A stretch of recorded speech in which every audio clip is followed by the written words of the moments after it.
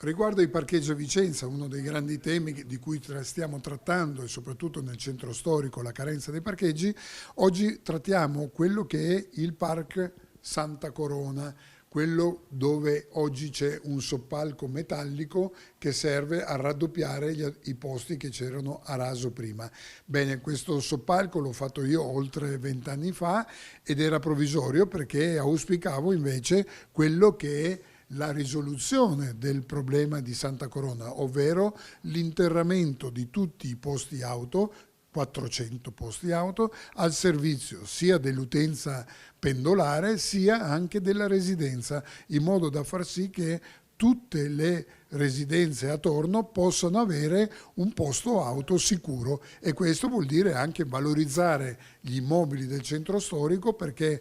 tanti immobili non sono appetibili proprio perché gli manca un posto auto. Questa è la soluzione, la risoluzione del problema con l'interramento, e si vede molto bene come la superficie che corrisponderà al livello dei chiostri di Santa Corona si avrà un unicum verde, quindi anche un polmoncino verde all'interno del centro storico. Il parcheggio risulta essere tutto interrato, quindi non visibile, è un parcheggio a disposizione, come ripeto, di tutto il quadrante